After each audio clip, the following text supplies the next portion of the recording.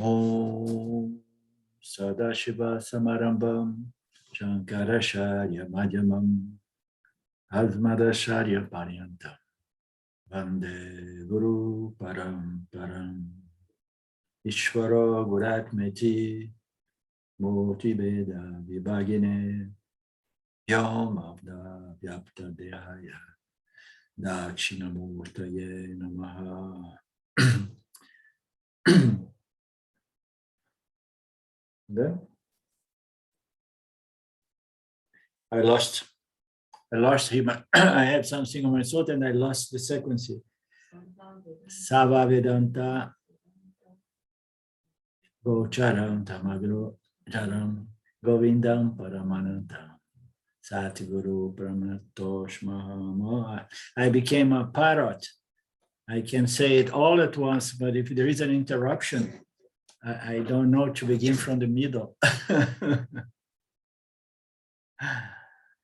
Okay. We begin from the chapter 2, the differentiation of the 5 elements. So are we all on the same page?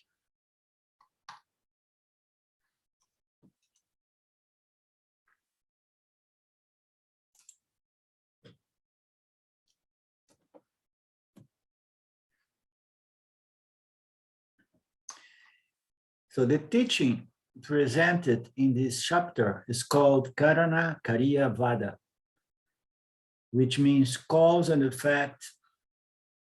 The idea being that an effect, which is the 5 elements, the building blocks of the universe. The idea being that the effect, meaning the 5 elements, is the cause. Existence, consciousness, in form. So it means to say that the title of this teaching is causality. And we're going to explore the idea that this universe is all moved by this primordial principle of cause and effect. But also it says that what seems to be an effect, meaning the universe beginning with the 5 elements, the 5 great elements. So that which seems to be a cause, an effect, is consciousness, the cause, in form. So it's just a play of words to introduce the idea that the effect that we see as Mithya, as the universe, beginning with the 3 energies and the 5 subtle elements, this universe is nothing but consciousness taking the shape of the world as the world, but it's all consciousness. That's what we're going to be exploring. So these elements is itself the cause, meaning to say existence, consciousness, information, inform. This chapter is based on Chandogya Upanishad of the Samaveda, in which the self is revealed as pure, non-dual existence, consciousness, Satchit. Satchit, existence, consciousness. We're going to be exploring now the existence aspect of the self. The first chapter, we explored a lot of aspects of the consciousness aspect of the self. Now we're going to look into existence. And this is a very nice teaching because you don't find it in many places, even among the Vedantic texts. This analysis of the existence aspect of consciousness. The mantra indicating the identity of the individual and consciousness, Tattvamasi, is mentioned 9 times in this Chandogya. Just to illustrate that Chandogya is a very, very famous Upanishad, and it's the one that presents this most famous Mahavakya, Tattvamasi, which equates the nature of the individual as the same nature as consciousness. So Jivatma equal to Paramatma. So let's investigate into existence, inquiry into the nature of existence. Chapter 1 established the self as limitless consciousness, but it does not explain consciousness connection with the material world. And this is something very relevant. We say that everything is consciousness and everything resolves in consciousness, but we don't see consciousness reflected in the material physical world as we know. So the world is made out of inert objects and sentient objects. So the sentient objects, we have no problem to see consciousness shining and making these objects living beings, living creatures, living objects. And the physical material world is made out of matter material objects, physical material objects or inert objects, and we don't see consciousness there, but yet everybody says that everything is consciousness. So we're gonna look into consciousness and with the goal of find the connection between the physical material world and consciousness, which seems to be quite different. The material world, the universe out there seems to be very different from consciousness, because consciousness we see as the aspect of our own experience that sees the material world as apart from my consciousness. And the Upanishads keep saying that the material world is consciousness appearing as an effect, but this effect is but the it's an effect is the cause in form. It's just all is just this consciousness. And now we're going to see that consciousness is Satchit, it's equal to existence, by analyzing the existence aspect of the self.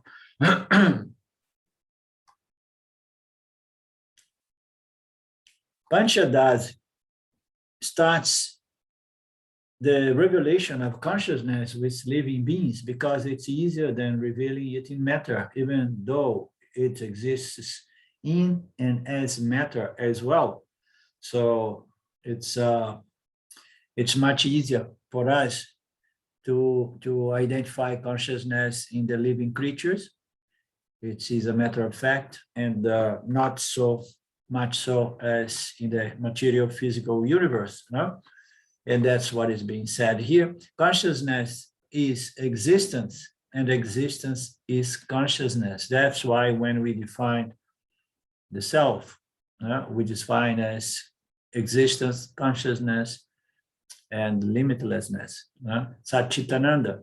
They are not attributes, but the very nature of each one of us and everything in the universe. And now we're going to try to understand better how so consciousness is the nature of all inert objects, because they don't seem to possess consciousness.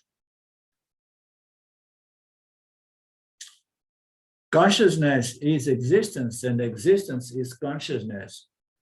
And then there is a logic presented here. I exist and I am conscious are two facts that are actually one, because it's impossible to separate my existence from my consciousness. So this is a basic logic.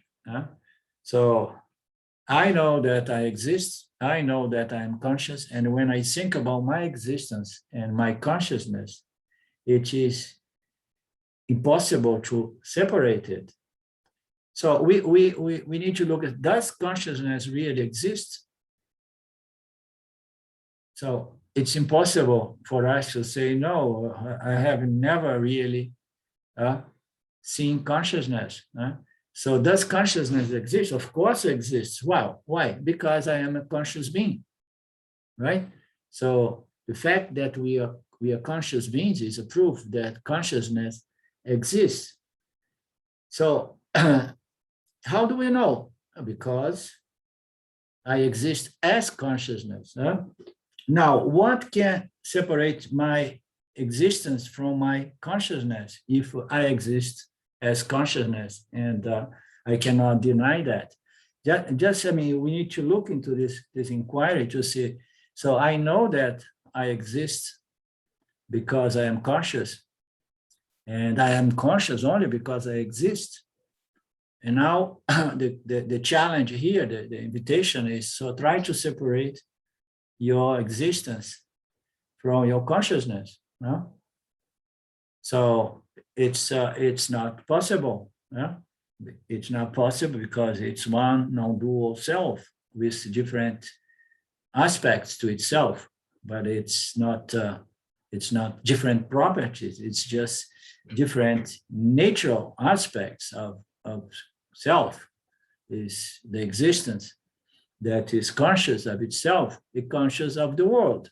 Okay? And it's going to borrow consciousness to the world and existence to the world, as we know. But not every configuration of the 5 elements is going to reflect consciousness the way that the jivas do, due to our beautiful, subtle body, as we know. So consciousness exists, yes, and I know that because I exist as consciousness. Now, how can I separate my existence from my consciousness? It's not possible. They come together in one single package. I need to be conscious to know that I exist, and I need to exist to know that I am conscious.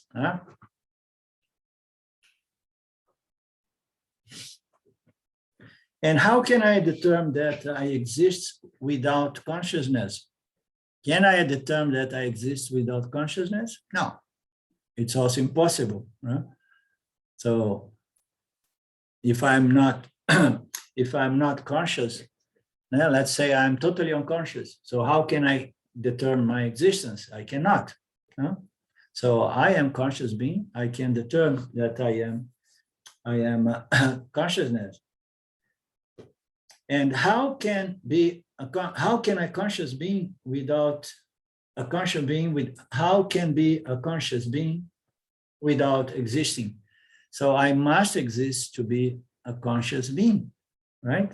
Different angles to present this this equation between consciousness and existence. Therefore, we cannot separate existence from consciousness, just small side inquiries. I am conscious. 2 facts that are actually, I exist and I am conscious, are 2 facts that are actually one, because it's impossible to separate one's existence from one's consciousness. This chapter established the connection by analyzing the existence aspect of objects, and including ourselves, because we are objects, and we have as well the physical body, which is inert, although it may move around due to the power of the subtle body and the pranas, but it is inert. So we're going to explore in this chapter the connection by analyzing the existence aspect of all objects, especially the inert ones, which mostly wonders us, how can these physical inert objects be consciousness? Because existence is one, it is a matter of experience that there are not 2 or more existences.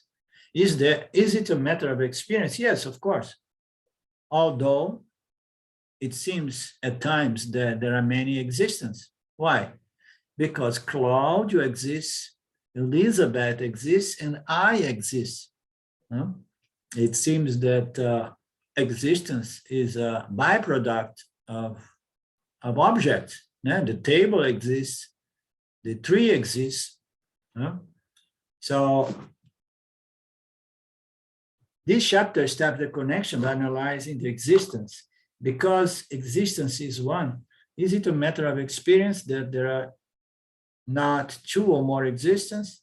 My existence, which is obvious consciousness, and the isness of an object, such as a chair, for instance, are known different. Why? Because I know that existence is one, although it seems that it is coming out of every one object, or if it is inherent to every individual jiva, as if every individual jiva or every individual model of chair enjoys its own existence. But we know that that is not a possibility. Otherwise, we would need to have different dimensions or universe or existences, in which the same category of existence could relate. Now, there is only one existence appearing as several different objects.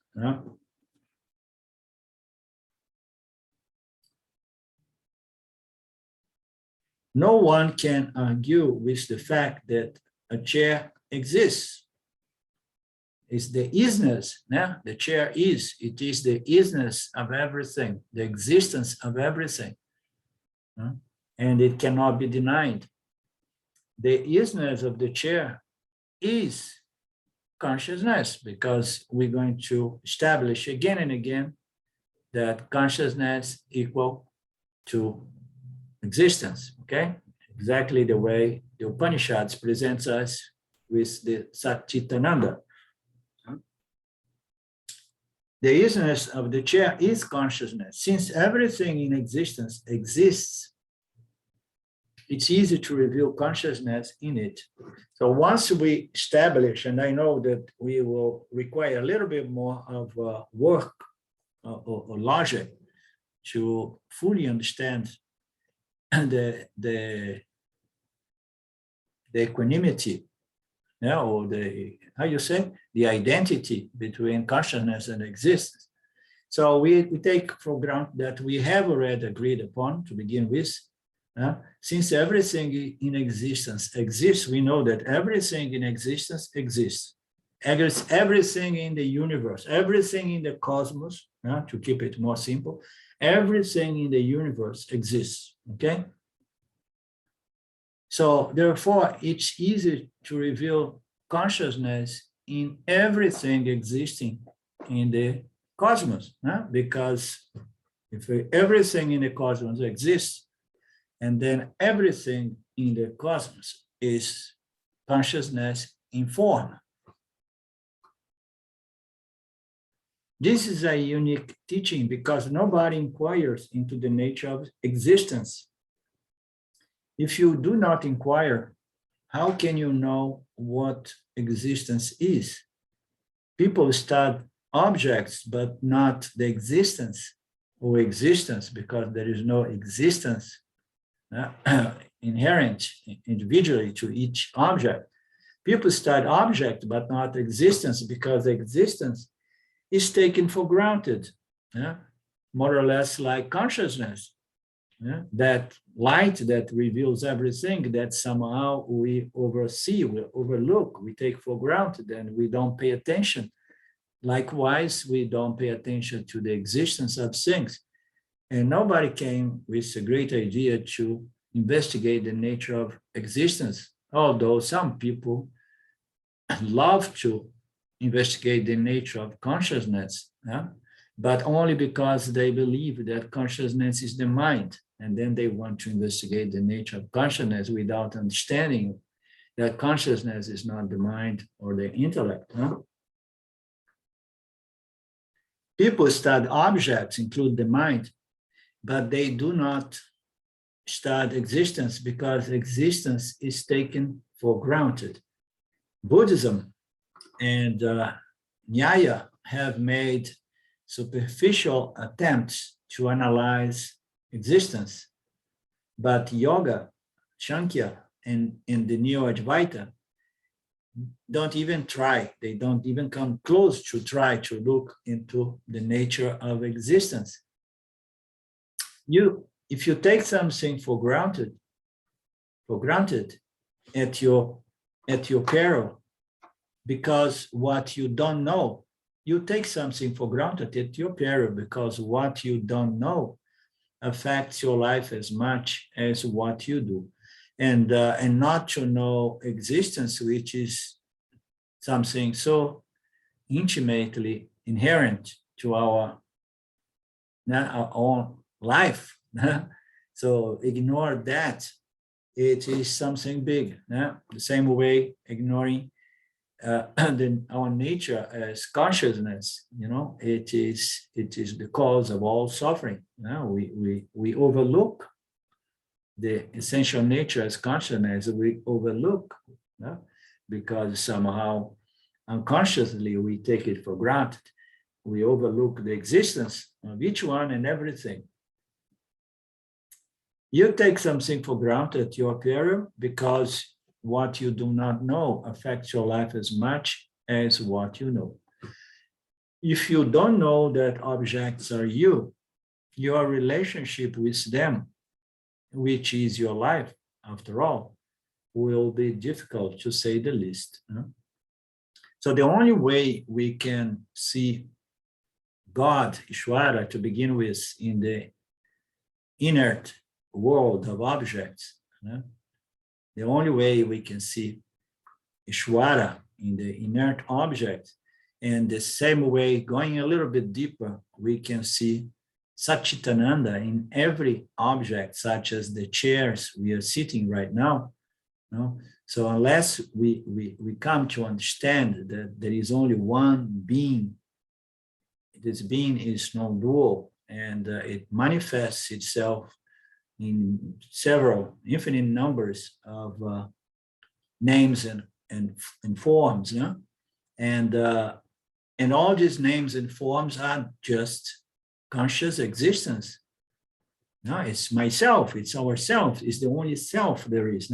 If we do not know that the world of physical inert object is the only self there is, my relationship with the world, which is already difficult enough with the beings which are sentient, because sentient beings, they have their own likes and dislikes, their own vasanas, what I want, what I do not want, and it's often a source of conflict.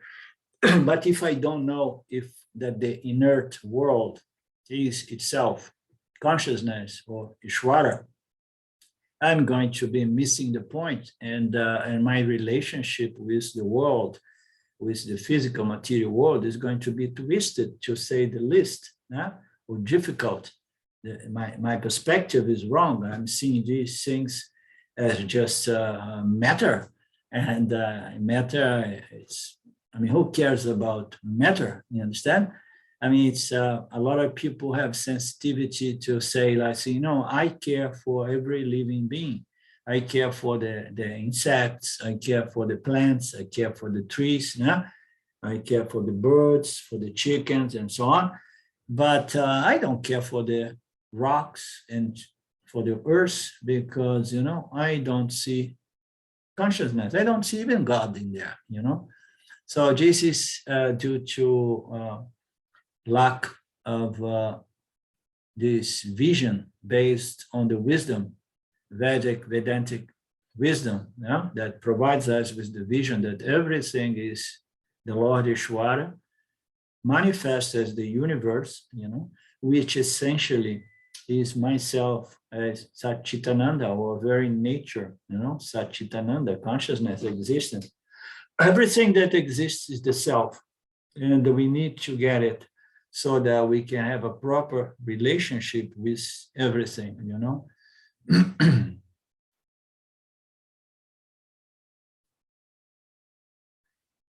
Issues resolved in chapter 2. Is existence a substance that stands up? This is a small introduction to the verse that are going to begin soon on the chapter 2. One of the issues that this chapter attempts to resolve is existence. Is existence a substance that stands alone, or is it a property of something? So is existence something that stands alone? Is existence a factor, a principle, okay? Is it something that stands on its own, or it is something that depends on something else, okay? it is independent, like consciousness, or it depends as a property of some other things. The existence, to begin with, is not a thing. It is the essential nature of everything. And the idea that existence is something that comes out of things, it's absurd. Is existence a factor that stands on its own, or it's a factor that is a byproduct of some substance, okay, of the world, matter? Is existence a kind of action? Because we hear ourselves saying like, oh, the tree is existing very nicely, as if the tree is doing, is doing something, is acting out in a way that it can exist. We can say that the tree is growing very nicely. This tree is flowering very nicely. But we say as well, now the tree is existing. The tree exists, and so on. And appears as if every object has the power to act out its existence, which is impossible, because we are trying to analyze here the identity of physical material objects, with consciousness, with ourselves. And we know the inert objects, they are insentient. They cannot decide to do anything, much less they cannot, deliberately decide, oh, I'm going to exist a little bit more, or I'm going to exist a little bit less today. No, they don't. So the existence is not an action on the part of anything, any object, or any jiva. And no jiva can just act out its existence, because existence is the nature of caring. How caring can just say, no, I can improve my existence. No, we cannot do that. The same way we cannot improve our consciousness, but we can improve our minds. That much we understood. For instance, if you say a tree exists, does it mean that the tree is putting forth some kind of effort or action to exist? Of course not. If you don't mean that the tree is doing something, why do you use the word the tree exists as a verb? Why we do that? This is the inversion of things, that makes us use the language as if existence is a byproduct or a result of some doing from objects,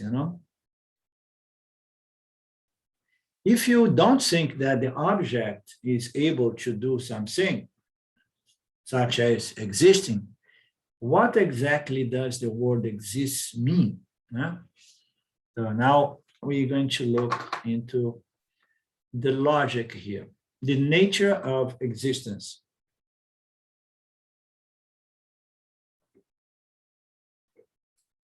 So when we look into the nature of existence, you need to remember looking into the nature of consciousness. When we look into the nature of consciousness in the previous chapter, and in many other Vedantic texts, we look either positively, saying it is existence, consciousness, and bliss, limitlessness, or we look at it negatively by saying it's not this, it's not that, it's not this, it's not that. We try to do this net, not this, not that, to correct, our perspective, our vision, our understanding, because as we know, existence as well as consciousness cannot be objectively defined as, as having some properties and attributes. So we can never say existence is this or that. The same way we cannot say consciousness is this or that. We can say only the nature of consciousness is Satchitananda, the nature of existence is Satchitananda, but we can say a lot about existence and consciousness negatively by saying what? It's not this, it's not that, and the list can be immense, no? We can go on for days and years and centuries, say it's not this, it's not this, it's not this, no? And we from Vedanta know that we are never going to find consciousness in any object, because consciousness is the seer, the knower, the experiencer of all objects. We are never going to find consciousness among all the other objects, right? Right, Karen? The same thing with existence, okay? Now, we're going to look at the existence now.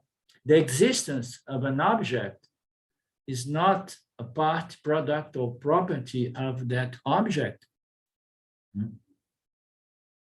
So this existence that on the object has, it's not like the flower of a tree that is a product of the tree, okay? No, the existence is not a product, it's not a property, it's not an attribute, and it's not a part of the tree, okay?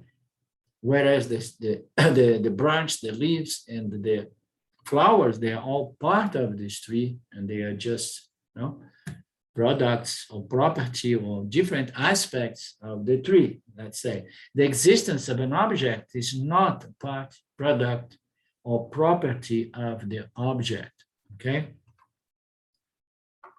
Existence is not limited by the boundaries of an object. It is positive, intangible, all-pervasive, and invisible like space. Or invisible like consciousness, since it is consciousness. So existence is not like, okay, what is the existence of that chair or that car? Oh, yeah, existence of that car is here. The car is a nice new model, and it exists within the boundaries of the car, of the exterior part of the car. No, the existence of the car is the existence of the space around the car. The space is all pervasive, but existence is there pervading even space, because existence is the same thing as consciousness. So existence is not limited by the boundaries of object. It is positive. It is intangible, all pervasive, and invisible like space. Existence survives when all existing objects disappear. So we have all objects in the world, the entire cosmos or universe goes into a deep sleep, the so-called pralaya, and then they all disappear in their potential seed form. And what happened with the existence itself? Existence remains untouched by the destruction of the cosmos, okay? Because the existence is the substratum of space and the universe that comes out of this first element, the so-called space, right? The existence is before or beyond the beginning of creation, with the development of the three energies and the five subtle elements. So the existence is going to be before, and it's going to survive when the existence, when all existent objects are destroyed or disappear. Any doubt about that?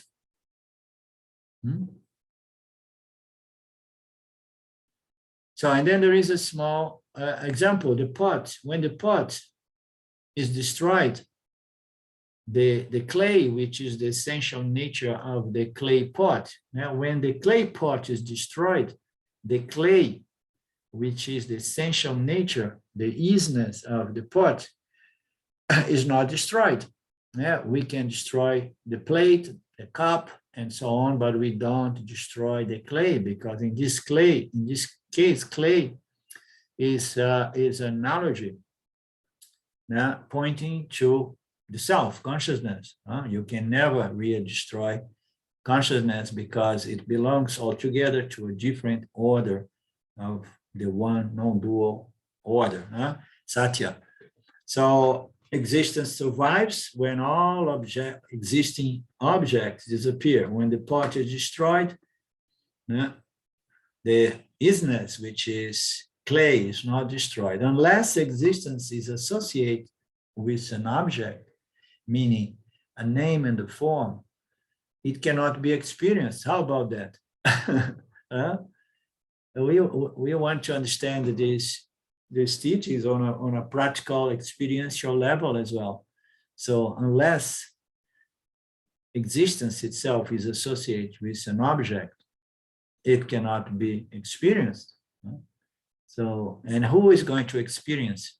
The jiva, the agent, the object, the sentient object designed to experience and know the world. So this existence, it needs to be associated with an object, meaning to say a name and a form and a color. Otherwise, it will never going to be experienced unless you have understood the essential fundamental nature of the self. And then you know that existence is presence, even when there are no objects in its scope, in the scope of existence. You know, the existence is the substratum, the same way consciousness is always whole, full, and complete in the absence of the objects that it illumines and reveals. Consciousness remains full, existence remains full. Once you understood that, this existence can be somewhat experienced because you're no longer fooled by names and forms. You can see through names and forms and say, everything is existence. And even when there are no name and forms, I know existence does not go anywhere. Why? Because here it says that existence survives in the third statement. Existence there survives even when the whole universe, meaning to say all names and forms disappears and existence is there. So we don't need to be afraid. We will always experience existence even in the absence of all objects of name and forms. Existence does not have differences. There are no divisions in it, and it has no parts or properties. So the world of name and forms, all configurations constructed, assembled by Maya Ishvara, have different constituents. They have divisions and parts and properties, attributes, but existence, as we know, it's a partless whole, because consciousness is a partless whole.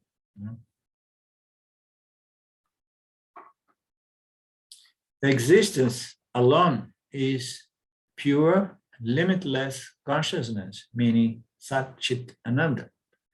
Pure, limitless consciousness. Now, the purpose, what is the purpose of all this philosophy? Talking about something that is so subtle and so abstract, so intangible, yet the very foundation of our lives, which is our existence. We are talking about something, you talk about something that does not exist. What? You mean to say that existence does not exist, and then how do you exist? So the purpose of this teaching is to learn to appreciate the existence of everything as one's own self. Everything is me. Everything is the non-dual self. So that is the purpose of this teaching. The names and forms of all objects are just manufactured by Maya in association with Ishvara. They are going to mix up the energies, and then the elements are going to come, and then they are going to further mix these elements and bring about a variety of names and forms. So they are just supplied by Maya Ishvara. Objects are existence, consciousness, plus names and forms. So the object, the world, Mithya, the world of this apparent world of objects, They are nothing but consciousness, as was already established or suggested in the beginning, that causality is the effect is nothing but the cause covered up or disguised as a name and a form. Remember the first statement? The effect is but the cause disguised as name and form. Objects are existence, consciousness, plus names and forms. To experience the non-separation of objects from oneself, consciousness, the name and the form must be discriminated. It needs to be. So to experience the non-separation of objects from would be better to use the word existence. To experience the non-separation of objects from existence itself, there is existence, and then all objects are there within existence. To experience the fact, to get to understand and to experience, although this experience is possible only through the intellect, you understand? To experience the oneness or the non-separation between existence and objects, no? We need to do what? We need to see, look through all names and forms and discriminate them as, manufacture or superimposition or projections or configurations made by Maya Ishvara, which in reality is existence disguised as names and forms. And then what do we do? I see a lot of names and forms, but I can look and see through, and then I see the existence, the one non-dual existence, which is equal to consciousness, non-dual consciousness. Only existence and existence exists alone. It's clear that objects are not consciousness. It's clear that objects are not consciousness. Then how can they be? No, it is clear that objects are not conscious, referring to inert objects. It's clear that objects are not conscious, but how can they be consciousness?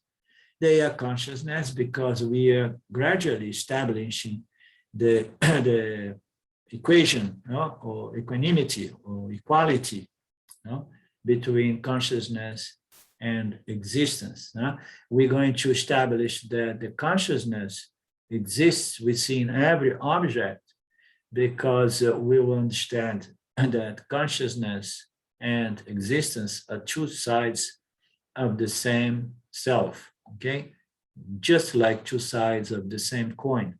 So if we see the existence, and then we must know that there is consciousness disguised as an inert object, but for sure we know that everything is consciousness plus names and forms. So in other words, it's consciousness disguised as jivas, consciousness disguised as names and forms.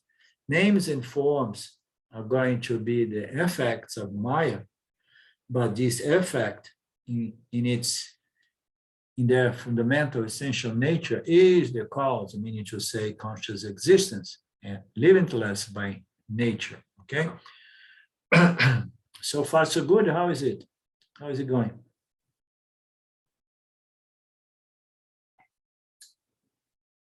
If you have any doubts or questions, or if there are things not being understood, you can interrupt me, please.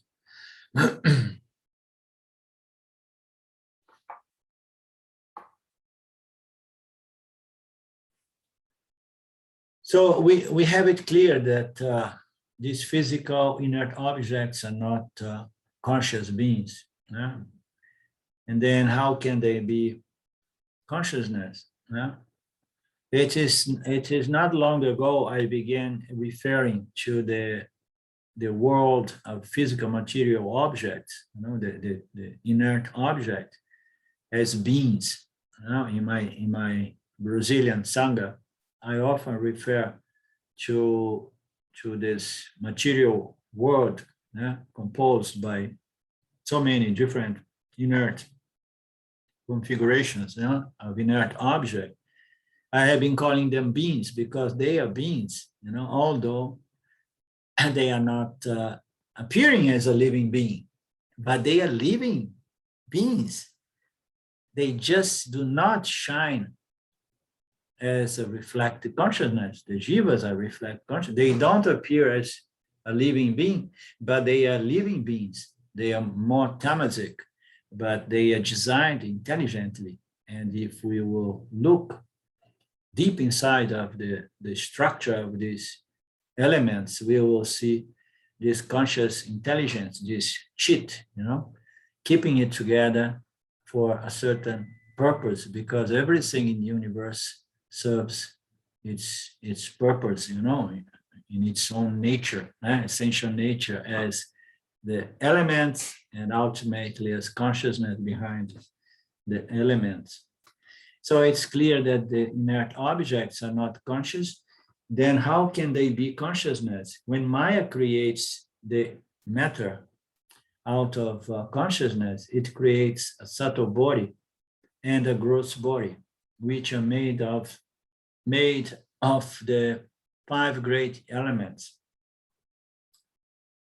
So the gross body is not conscious, it is inert, and that goes to the gross body of the human jivas as well. Now we are talking about objects having 3 bodies. Okay, here it's present only the 2 bodies, the subtle and the gross body. Okay, so if anything having a subtle body is a living creature. Okay, so and when Maya creates matter out of consciousness, it creates subtle bodies and physical bodies. Some objects have both, and some have only a physical body, okay, and a causal body that is not included in this analysis here.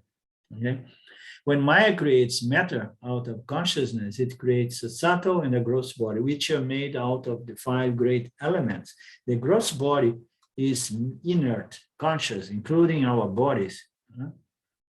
It appears that they are not really inert because they have a certain intelligence built in. That the body may get sick, may get ill, and if we leave the body somehow alone, stopping doing what has brought about the illness, very often the body finds its equilibrium again, it finds its balance, it starts healing. And it's amazing how, now that I'm all the time here on my land, I hurt myself, I cut myself, and I don't worry.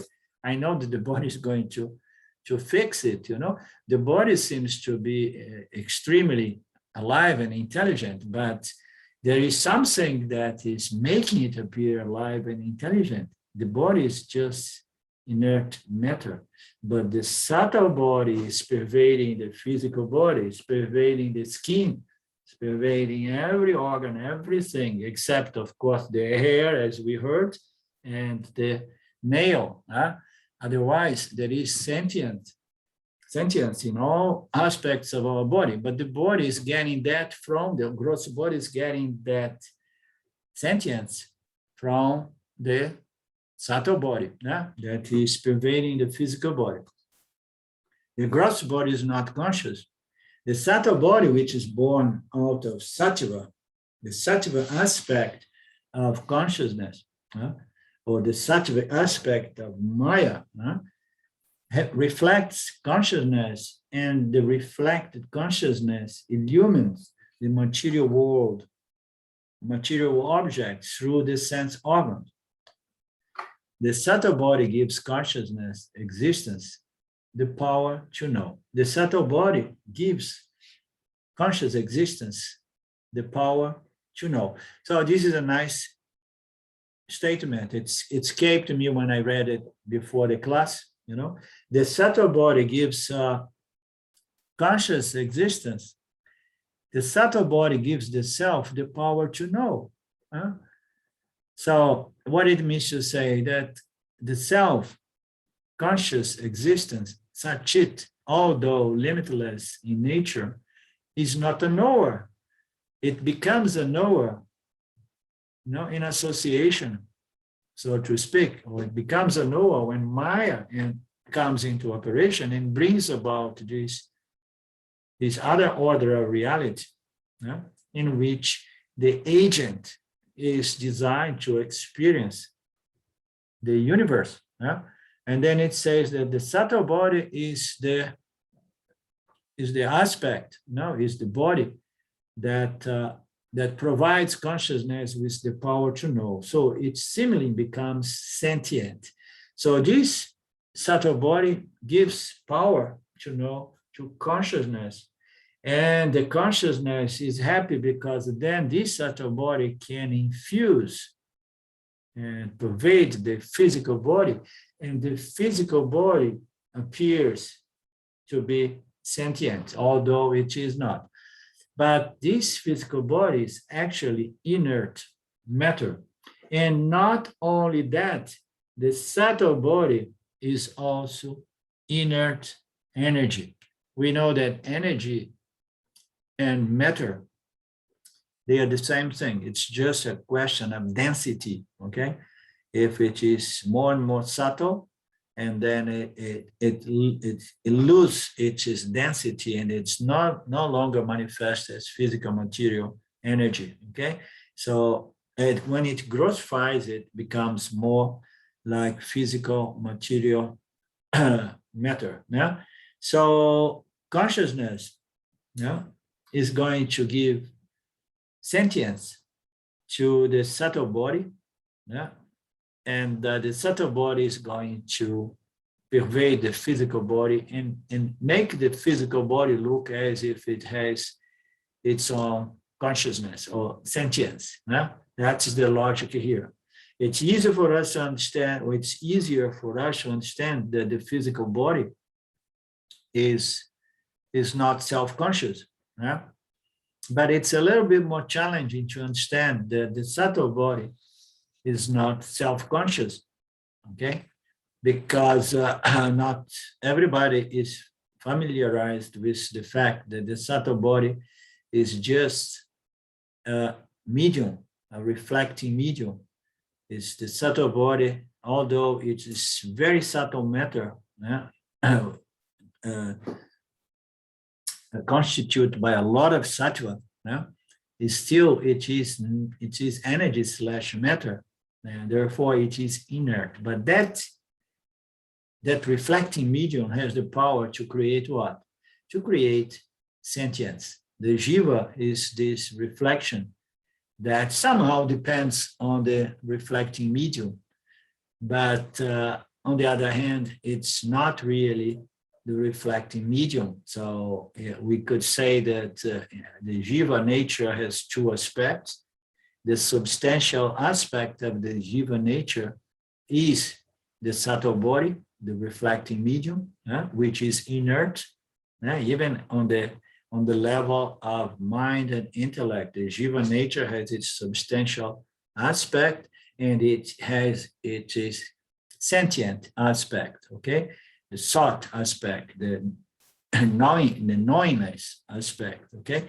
So being a reflection of consciousness, the jiva is not really matter, but as the subtle body is just matter, but it receives sentience or consciousness from the self.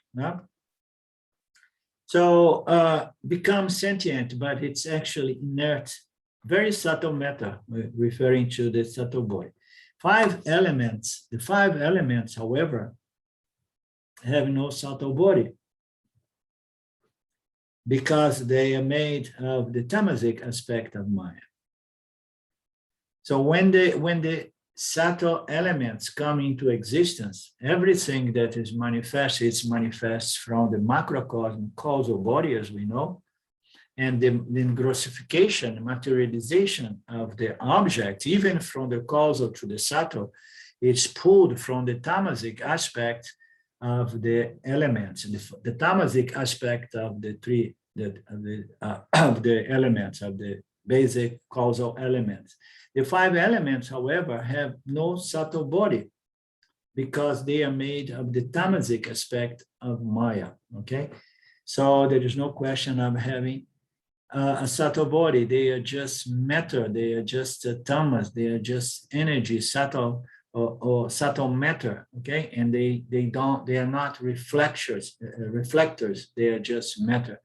So they are not sentient on themselves, on their own. So they are just the basic elements, the primordial, basic, great elements, as it is referred here in this text. Tamas, which is the nature of the 5 elements, it absorbs consciousness. Okay, it does not absorb. We cannot say that absorb existence, but it absorbs light, consciousness. Light there goes for light of consciousness. Okay, so this is an analogy that black holes are para-prakriti. Okay, it's the most fundamental matter, the most fundamental nature. Okay, it's analogy. Black holes are para-prakriti. Prakriti is the nature of Maya, this most fundamental energy, and the absolute Prakriti, you would say that is the black holes. Why? Because black holes, they are going to absorb, eat up, it just sucks in light. And likewise, Maya is said to be a sort of a black hole because it absorbs, absorbs consciousness, okay? Matter absorbs consciousness. Subtle matter, like the subtle body, what does it do? It reflects consciousness. So therefore, this parallel and say that tamas is like a black hole because likewise, the same way that black holes are going to absorb light. Light comes in and does not come back. It does not reflects back. The same way tamas is going to suck in consciousness and not reflect even a bit of it, okay? This is in reference to the gross body, which is made out of the 5 elements, which are the tamasic aspect of Maya, and they are all not sentient. Tamas absorbs light, like black holes absorb light. Tamas absorbs consciousness. They are inert. They hide consciousness, okay? Tamas is the concealing power of mind, of Maya, that somehow conceals even more because it absorbs consciousness. Or even in our subtle body that we have the play of the 3 energies, still, if we have too much tamas, it's our ability to see things clearly, because the subtle body is a reflector and it needs to be nicely polished with more sattva and a proper equilibrium balance between these 3 energies. If we have too much tamas, and then the quality of this reflect consciousness is going to be poor, and then we're going to have a lot of this consciousness being sucked into the tamasic aspect of the mind, and then we feel a little bit like, oh, I can't really figure out anything today. So they are inert. Every material object is a mini black hole because it does not reveal itself to be consciousness. So nice, huh? This is a nice one. Every physical material universe is tamas in action, tamas in shape. There is sattva there. There is some rajas there, but very little, but there is a lot of tamas. And then it's said to be a mini black hole because it does suck in existence, they suck in consciousness and do not reveal consciousness. That's a nice analogy. Maya is a great wonder because it makes consciousness seem to be both sentient and inert. So consciousness receives the light of consciousness somehow and brings about these 3 energies, and then it starts, producing this universe of names and forms, and a lot of these forms are inert forms. Some of these forms are sentient beings. So it's a wonder how he can get consciousness and begin assembling objects which do not seem to have any consciousness, because they absorb consciousness, they suck in consciousness and conceal consciousness, and then consciousness is never seen in an object.